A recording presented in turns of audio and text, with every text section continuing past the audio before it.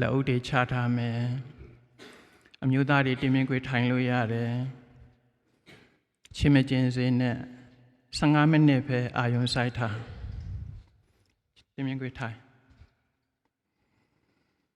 အမျိုးသမီးတွေလည်းထိုင်ခွင့်ရှိတယ်ချင်းမကျင်စေနဲ့ဒီနေ့တခါကြီးဦးအေးစောကိုအကြောင်းပြုပြီးတော့ဟောမှဖြစ်တော်လဲပဲဒီသားတွေသမီးတွေအတွက်ကိုပဲအဓိကရည်စူးပြီးတော့ပြောပါမယ်မိဘကိုကျေးဇူးဆက်တင်တယ်လို့လိုင်းပေါ်မှာညံနေအောင်ပြောကြတယ်တရားတရားဟာသိကောင်းတယ်ဒါတွေလည်းပြောနေကြတယ်လှူတာဟာယူတာပဲလို့ဒီလိုတွေလည်းပြောကြတယ်စသဖြင့်ဘုန်းတော်ကြီးတွေကတဆင်ဖြစ်စေတငယ်ချင်းမိတ်ဆွေသင်္ဃာတွေကဖြစ်စေစာအုပ်စာပေကဖြစ်စေ TV ကဖြစ်စေအမျိုးမျိုးသောကောင်းမြတ်တဲ့အကြောင်းအရာတွေကိုမိမိတို့နားထောင်ခဲ့ကြပြီးပြီလို့မှတ်ယူတယ်ဒါပေမဲ့ဒါတွေဟာအပြောမှာပဲလမ်းဆုံးပြီးတော့လက်တွေ့မကျင့်ဘူးဆိုရင်ကိုယ့်အတွက်ဖြစ်လာမှာမဟုတ်ဘူးနော်ဖယားဟောတော့မဟုတ်ဘူးနီတိစကားလုံးရှိတယ်ပန္တဝက်ကာဟိပန္တိတယံတနကိတံသမေထုနံ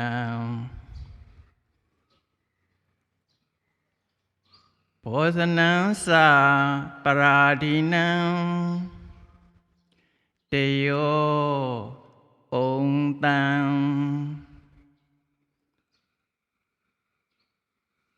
ဝိလံဗနာတဲ့တလုံးချင်းရှင်းပြမယ်ပန္တဝက်ကာဟိပန္တိတယံပညာရှိသူတော်ကောင်းတွေကနေပြီးတော့ပြောထားတာတွေရှိတယ်ပြောထားတဲ့ဟာတွေကိုမိမိကယူပြီးတော့တငယ်ချင်းအချင်းချင်းဖောက်တယ်ချတယ်ဒီလောက်မှပဲလမ်းဆုံးသွားတယ်စာရေးဆရာတွေကဟိုစာအုပ်ဒီစာအုပ်တွေကနေပြီးတော့ကူးချတယ်ကိုယ်တိုင်းတော့မကျင့်ဘူးဒီမှာပဲလမ်းဆုံးသွားတယ်စာရေးဆရာကဦးဇင်းတို့လိုဓမ္မဂတိကတယ်ဗုဒ္ဓစာပေတွေကနေယူပြီးတော့ပြောကြတယ်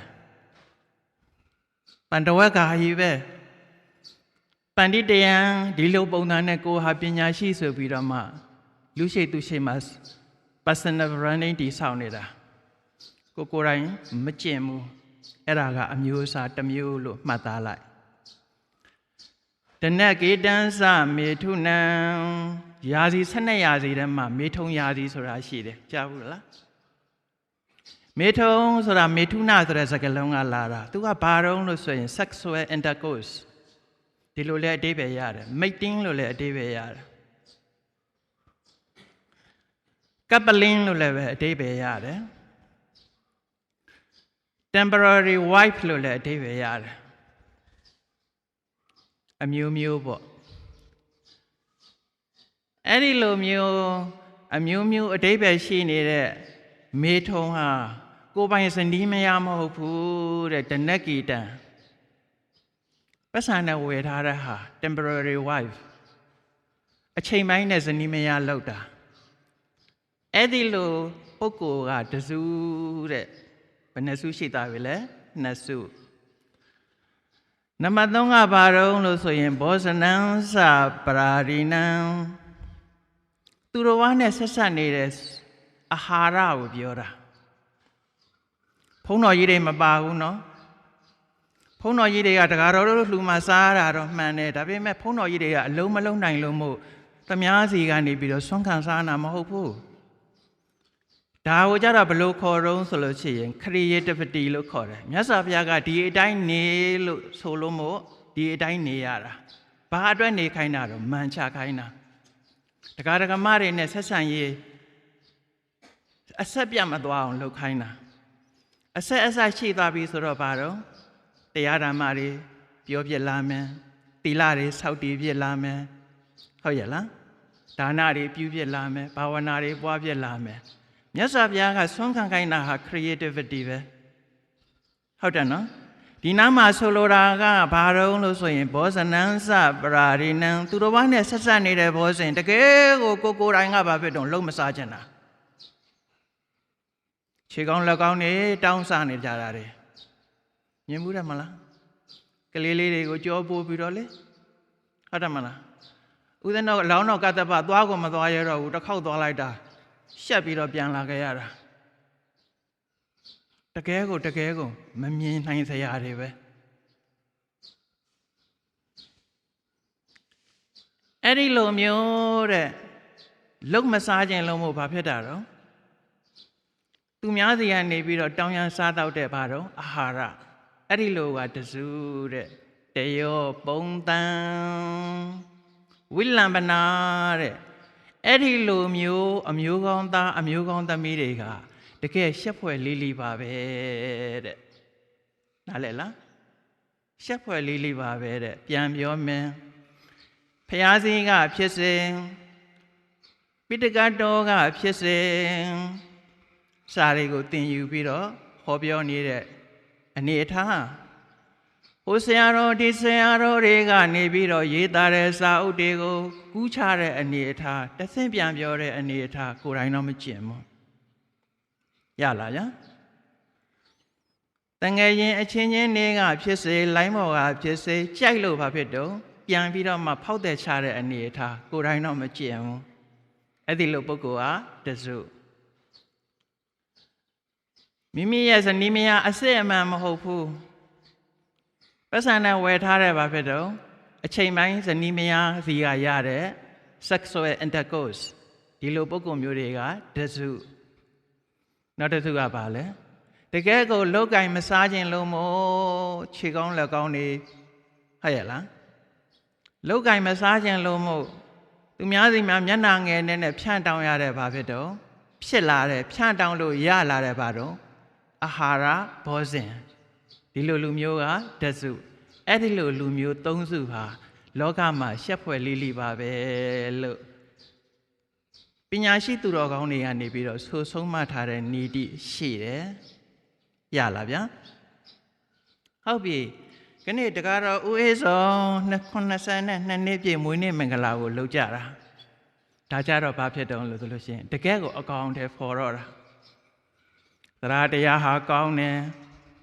ကောင်းယုံနဲ့လမ်းဆုံးမသွားဘူးဘာလို့တာတော့တကယ်လက်တွေ့ဘဝထဲမှာလှုပ်တာရပြီလားဆိုတော့ခုနတုန်းကအုပ်စု3စုထဲမှာကိုလွတ်ထွက်သွားပြီအဆင့်ဘာဖြစ်တော့အပေါ်ကိုနော်တက်သွားပြီ step up ဖြစ်သွားပြီခြေတလန်းတက်နိုင်သွားပြီသီလတွေဟာကောင်းတယ်တဲ့ခါဝတ်ပစိုးကဲသူမြဲရမယ်ကိုကြားဘူးတယ်မလား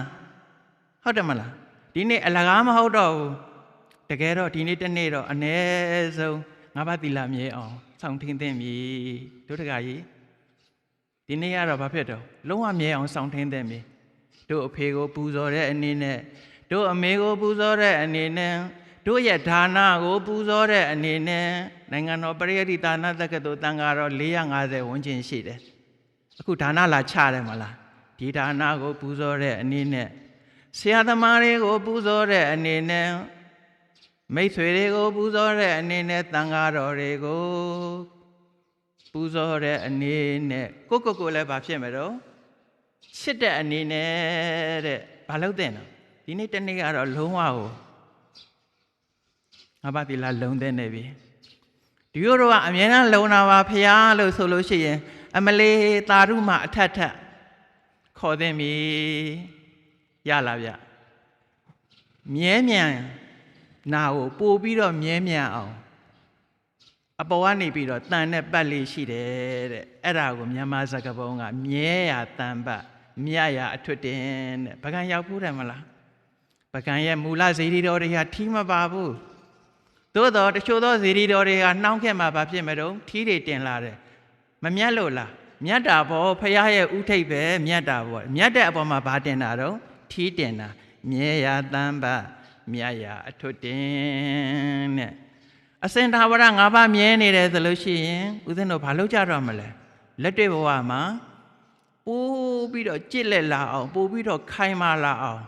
သီလကိုဘာရင်းနဲ့ရံပြစ်တာတော့ဒါနနဲ့ရံပြစ်တယ်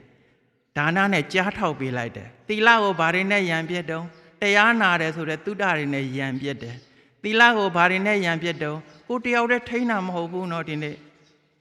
အဖေနဲ့အတူထိန်းကြတယ်အမေနဲ့အတူထိန်းကြတယ်ညီကိုမောင်နှမတွေနဲ့အတူထိန်းကြတယ်ခုဆိုတော့ဘာဖြစ်တုံးအတိုင်းဝန်းနဲ့လှုပ်ရင်အတိုင်းဝန်းနဲ့အကျိုးပေးတယ်လို့ကြားဘူးတယ်မလားတယောက်တည်းလှုပ်ရင်အချမ်းရံမရှိဘဲနဲ့ကြီးပွားနေတတ်တယ်လို့ကြားဘူးတယ်မလား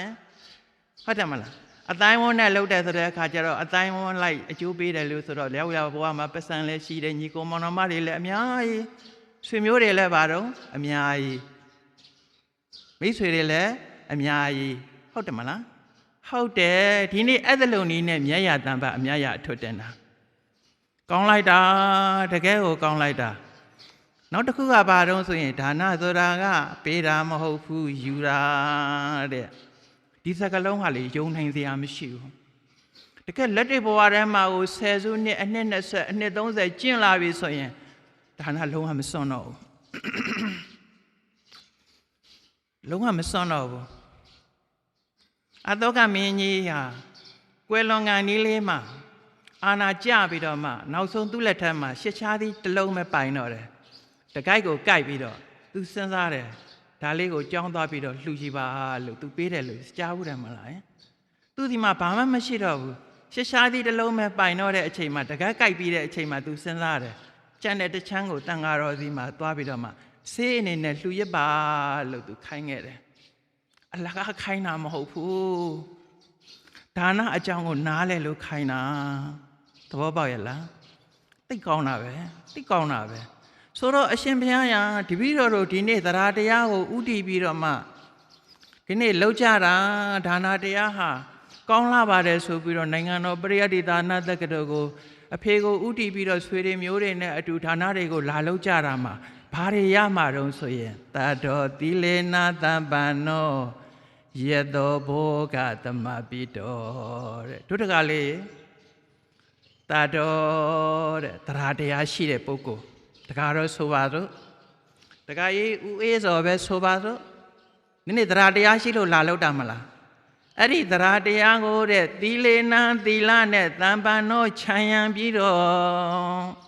ဒါနကိုဗာနဲ့ခြံရံတော့သီလနဲ့ခြံရံလိုက်တာခြံရံတာက10နှစ်လည်းမကတော့ဘူးအနှစ်20လည်းမကတော့ဘူးအနှစ်30ဆိုရင်တော်တော်ချီးမွမ်းတိုက်ပြီအနှစ်30ဝန်းကျင်ဒီလိုခြံရံလာတဲ့ပုဂ္ဂိုလ်ခြံရံလာတဲ့ပုဂ္ဂိုလ်ခြံရံပြီးတော့စီးပွားရှာနေတဲ့ပုဂ္ဂိုလ်ခြံရံပြီးတော့မှမိကောင်းတွေရယူနေတဲ့ပုဂ္ဂိုလ်ခြံရံပြီးတော့တရားတွေနာနေတဲ့ပုဂ္ဂိုလ်ခြံရံပြီးတော့အလုံးလုံးနေတဲ့ပုဂ္ဂိုလ်မိမိရဲ့ပတ်ဝန်းကျင်ကိုလည်းကိုတန့်စင်သလိုတန့်စင်အောင်ဘာဖြစ်တော့မြင့်တင်လာတဲ့ပုဂ္ဂိုလ်မြင့်တင်လာတဲ့ပုဂ္ဂိုလ်နတ်တွေသိချစ်တာပဲဆရာသမားတွေသိချစ်တာပဲဆရာကောင်းတွေပြောတာနော်ပတ်ဝန်းကျင်ကောင်းတွေကလည်းကိုယ့်ကိုတအားချစ်တယ်အဲ့တော့ဘာဖြစ်လာတော့ယတောဘောဂသမပိတောတဲ့ယတောတော့ reputation နဲ့အရန်ကောင်းတယ် reputation ရဲ့ရဇက်ကဘာတုံးဆိုရင်မိကောင်းဆွေကောင်းတွေရလာတယ်ကြော်ကြားမှုတွေရလာတယ်တန်ဃာတော်တွေကိုယ်အိမ်ဝင်ထွက်တန်ဃာတော်တွေကအစင်းမြင့်တဲ့ပုဂ္ဂိုလ်တွေကြီးတယ်ပဲကိုယ်အိမ်မှာဝင်ထွက်နေတဲ့စီးပွားရေးသမားတွေကလေလူကောင်းသူကောင်းတွေကြီးတယ်ပဲကိုယ်အိမ်မှာဝင်ထွက်နေတဲ့အာဏာပိုင်အဖွဲ့အစည်းတွေကလေအစင်တန်းရှိတဲ့လူတွေကြီးတယ်ပဲနားလည်လားယတောကိုပြောနာနော်ပါဠိမှာယတနဲ့ပတ်သက်ပြီးတော့အဓိပ္ပာယ်2မျိုးထွက်တယ်တစ်ကဘာတုံးဆိုရင် good reputation နှစ်ကတော့ဘာတုံးဆိုရင် good friendship အဲ့ဒီ2မျိုးလုံးကိုယတဆိုတဲ့စကားလုံးတစ်လုံးနဲ့ပဲဦးဇင်းတို့ခြုံငုံပြီးတော့မြတ်စွာဘုရားသခင်ကဒေသနာတော်ကိုတိဆောက်လေးရှိတယ်ဒါကြောင့်မို့လို့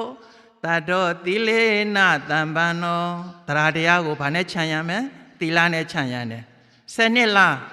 10နှစ်ဒီလိုတို့ရပြီဖေ။အနှစ်20လားအနှစ်20ဒီလိုတို့ရပြီဖေ။အနှစ်30လားဒီလိုတို့အနှစ်30တဲ့ဟိုတောင်ကဝင်လာပြီဖေဆိုရင်မပူနဲ့တော့တဲ့မပူနဲ့တော့အဲ့ဒီပုဂ္ဂိုလ်ဘာဖြစ်မလို့ယတောတဲ့သူ့ရဲ့ရဇက်ကဘာရမလဲ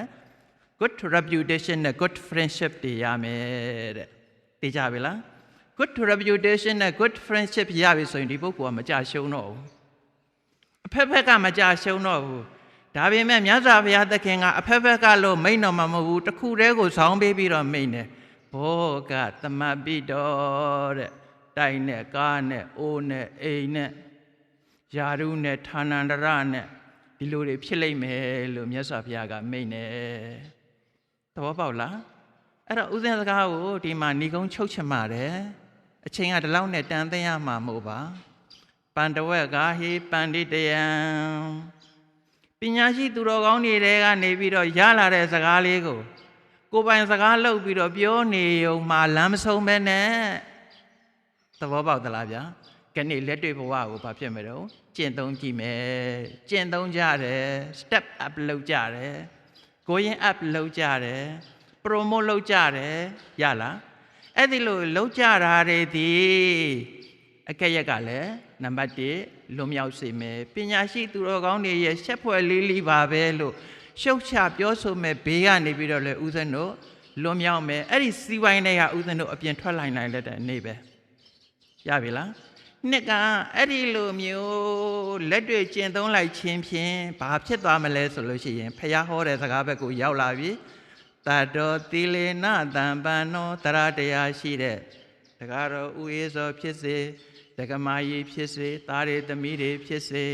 ဘာတွေရန်လာတော့မလဲသီလတွေရန်လာပြီမိမိရဲ့ daily life ထဲမှာသီလတွေဖြစ်လာပြီ morality တွေဖြစ်လာပြီ ethic တွေရှိလာပြီသဘောပေါက်လားရှိလာပြီဆိုတဲ့အခါကျတော့ဦးဇင်းတို့ဘာဖြစ်တော့တိတ်ပြီးတော့မှအစင်တန်းမြင့်တဲ့ classification ကိုရောက်သွားပြီရက်ွက်ထမ်းမှာလူတွေကို classification လုပ်ကြည့်ပေါ့ဒီပုဂ္ဂိုလ်ကဒီလောက်အဆင့်ရှိတယ်ဒီပုဂ္ဂိုလ်ကဒီလောက်အဆင့်ရှိတယ်ဒီပုဂ္ဂိုလ်ကဒီလောက်အဆင့်ရှိတယ် level 3ခုထားမလား5ခုထားမလားထားခြင်းသလိုထားရလားတတောသီလေနာသံပန်းနောဒီပုဂ္ဂိုလ်ကိုတော့ဘာဖြစ်မလို့အမြင့်ဆုံးထဲမှာထားလို့ရတယ်သို့မဟုတ်သရုပ်ထားလောက်မှာထားလို့ရတယ်ဘောပေါက်လားဒီလိုဆိုရင်သူ့ရဲ့ရဇက်ကဥသနုလိုချင်တာတွေကြီးတယ်ပဲယတောဘောကသမပိတောတဲ့ယတောဆိုတာဘာတော့ခုနပြောခဲ့ပြီးပြီ good reputation good friendship သဘောပေါက်ရလားတယောက်တည်းလောကမှာယက်တီလို့မရနိုင်ဘူးမိတ်ဆွေရုပ်တွေကလည်းကိုနာမှာတိုင်းဝိုင်းနေလို့မဖြစ်ဘူးကိုကိုတူးဖြိုမဲ့လူတွေကြီးတယ်ပဲသဘောပေါက်လားဒီတော့ဆိုတော့ good friendship တကယ်လူကောင်းသူကောင်းနေကိုယ့်အတွက်အနစ်နာခံပေးမဲ့လူတွေကိုယ့်အတွက်ကောင်းရာညွှန်ပြမဲ့လူတွေကိုကြီးပွားရင်ဝမ်းသာပေးမဲ့လူတွေကိုကိုလူဘဝရဲ့ပန်းတိုင်အစစ်အမှန်ကိုလည်းညွှန်ပြပေးမဲ့လူတွေတန်တရာရဲ့ပန်းတိုင်အစစ်အမှန်တွေကိုလည်းညွှန်ပြပေးမဲ့ပုဂ္ဂိုလ်တွေကိုနားမှာရှိနေတာရပြီလားဘောဂသမပိတောတိုင်နဲ့ကားနဲ့နေစရာထိုင်စရာအဆောက်အုံနဲ့ယာရုနဲ့ဌာနန္တရနဲ့စီးပွားနဲ့သဘောပေါက်လားဒါကိုတို့လိုချင်တာပဲမဟုတ်လားဒါပဲတဲ့ဒါရင်လားအရှင်ဘုရားလို့ဆိုတော့ခုနတုန်းကလှူဝဲပစ္စည်းတွေကတ်တော့ဘယ်လိုဆိုလိုက်တော့နိဗ္ဗာနတပစ္စယောဟောတုတဲ့ဘယ်အထိပို့နိုင်တော့နိဗ္ဗာန်အထိပို့နိုင်တယ်ဘုရားအလောင်းကဒါနပါရမီကစကျင့်တယ်ဆိုပေမဲ့လည်းနောက်ဆုံးဘယ်အထိရောက်သွားတော့နိဗ္ဗာန်အထိပဲရောက်သွားတာပဲတလို့မဟုတ်လားအရှင်မကတ္တဗအလောင်းလျာဟဲ့လားအိုးလောကစည်းစိမ်နေနော်ဇနီးဘက်ကဂရေ40သူ့ဘက်ကဂရေ40ဂရေ80သူတို့ပိုင်ဆိုင်တယ်ဒါဘောဂသမပိတော်ပဲမဟုတ်လားယင်ဒီလောက်နဲ့မပြီးသေးဘူးနောက်ကြတော့တောထွက်ပြီးတော့ယဟန်ပြုတ်ပြီးတော့လွတ်လွတ်ကျွတ်ကျွတ်ကိုအရာတွေကိုဆွန့်လွတ်ခဲ့ပြီးတော့2ယောက်စလုံးဘယ်ရောက်သွားတာတော့နိဗ္ဗာနတပစ္စယောဟောတုဒါလို့ဆိုရင်မိမိညာနဲ့မိမိချက်ထွင်နိုင်ပြီယနေ့လုပ်တဲ့ကုသိုလ်တွေသည်ငါတို့ပညာရှိသူတော်ကောင်းတွေရဲ့အကဲအရဲ့လွတ်တဲ့ဟဲ့လားစီးပွားရေးပြင်ပကိုငါတို့ထွက်နိုင်လိုက်ပြီလို့ကိုဝမ်းသာရမယ်နှစ်ကဘာလို့ရမလဲငါတို့ကသရတရားရှိတဲ့ပုဂ္ဂိုလ်တွေဒါကြောင့်မို့သီလကိုအထုတလဲဖြည့်ခြင်းရမယ်လို့မိမိကိုယ်ကိုဒိဋ္ဌံပြုရမယ်နှစ်ပေါင်းဘယ်လောက်ကိုဦးဇင်းတို့အားထည့်ပြီးတော့ဖြည့်ခြင်းရမှာတော့ဆိုရင်မသိမချင်းတော့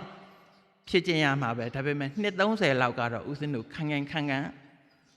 ဦးဇင်းတို့ရည်ရွယ်ချက်ထားပြီးတော့လုပ်ကြရမှာဖြစ်တယ်လို့မှတ်သားပေးဟုတ်ရဲ့လားဒီလိုဆိုရင်ဖုံဒါနသီလနဲ့မပြီးသေးပဲနဲ့ဆရာတော်တန်ဃာတော်တွေကဘာဝနာလို့လည်းပြောကြသေးတယ်မဟုတ်လားဖေ။အမလေးဘာဝနာဆိုတာ2မျိုးတောင်ရှိတယ်။ဘာတော့သမထဘာဝနာပြီးတော့ဝိပဿနာဘာဝနာ2မျိုးလုံးဘာမှမပူနဲ့သဘောပေါက်သလား။တတ်တော်တရားရှိရင်အဲ့ဒီဘက်ကိုအလိုလိုရောက်သွားမှာသဘောပေါက်သလား ဥဒ္ဒနုကြောက်ကောင်းတစ်ပွင့်ကိုသိန်းတောင်းချီရတဲ့ကြောက်ကောင်းတစ်ပွင့်ကိုဥဒ္ဒနုရလိုက်တာနဲ့တပိုင်းနဲ့စီးစရာစီးတော့ကားဟာအလိုလိုဖြစ်တည်လာတာပဲမဟုတ်လားထိုနည်း၎င်းမယ်တတ်တော့တရားတရားလည်းရှိမယ်သီလေနာသီလနဲ့ပြည့်စုံမယ်ဆိုလို့ရှိရင်ဘာဝနာဘက်ကိုအလိုလိုရောက်သွားမှာဒါကြောင့်မို့ဒီအတွက်လည်းမပူနဲ့နောက်ဆုံးတန်ត្រာအတွက်လည်းပူစရာလိုသေးလားပူစရာမလိုတော့ဘူးနောက်ဆုံးမဲ့ဉဏ်ပြီးတော့ဖို့ဉဏ်နိဗ္ဗာန်အထိရောက်လိမ့်မယ်မိမိတို့ခဏတကားတော့ဥအေးစောနော်မိမိတို့ရဲ့ဆွေမျိုးအကြီးအကဲပုဂ္ဂိုလ်ကြီးကိုဒီဒါနဖြင့်ပူဇော်ပါကုန်၏ဒီသီလဖြင့်ပူဇော်ပါကုန်၏ဒီဘာဝနာဖြင့်ပူဇော်ပါကုန်၏အစဉ်သဖြင့်လည်းပဲပူဇော်ခွင့်ရတဲ့တာကောင်းသမီးမြတ်တွေဖြစ်ရပါစေလို့နော်ဆူတောင်းဆုယူပြုပြီးတော့မှရေစက်သွန်းချအမြအတန်ပေးဝေကြစို့ရေစက်ခွက်ကိုင်းမြဣဒံမေပုံညံကြည်ရလေးဆိုမဲ့ဣဒံမေပုံညံနိဗ္ဗာနတပစ္စယောဟောတုမွေသမီခင်မွေတဖခင်အနန္တကိုင်းဝင်တကားကြီးဥအေးစောဤ82နှစ်ပြည့်မွေးနေ့မင်္ဂလာကိုအကြောင်းပြု၍ဒါနသီလဘာဝနာကောင်းမှုအစုစုကိုတနေ့တာရယူစုဆောင်ကြပါကုန်၏စုပေါင်း၍ပြုလုပ်ကြပါကုန်၏ဤကုသိုလ်သည်နိဗ္ဗာန်၏အထောက်အပံ့ဖြစ်ပါစေတည်းနိဗ္ဗာန်မရမီဘဝစာကြ၌မိကောင်းဖကောင်းဆရာကောင်းသမကောင်းဆွေကောင်းမြူကောင်းပါဝင်ခြင်းကောင်းဗုဒ္ဓမြတ်စွာသာသနာကောင်းနှင့်တွေ့ကြုံဆုံစည်းပါစေပါရမီ7 ပါးကုသိုလ်တရားတို့ကိုတိုးပွားအောင်ဖြည့်နိုင်ပါရစေဣမံနောပုညဘာကံသဗ္ဗတတ္တနံဒေမပြုသမျှကုသလကိုအလုံးစုံကုန်သောတတ္တဝါတို့အားအမြအမြပေးဝေငှပါကုန်၏အထူးအားဖြင့်နတ်ဖက်သောမိခင်ဖခင်ဆရာသခင်အဖိုးအဖွာတန်တရာရေစေရှိသမျှပုဂ္ဂိုလ်တို့အားအမြပေးဝေငှပါကုန်၏အမြရ၍ကိုယ်စိတ်နှဖျားချမ်းမာကြသည်ချမ်းသာကြသည်ဝမ်းသာကြသည်ဖြစ်ကြပါစေသောအလုံးကြာကြသမျှအမြယူရမူကြပါကုန်လောသာဓုသာဓုသာဓုအလုံးကြာကြသမျှအမြမူကြပါကုန်လောသာဓုသာဓုသာဓု အလုံးကြာကြသမျှအမြအမြအမြယူရမှုကြပါကုန်လောသာဓုသာဓုသာ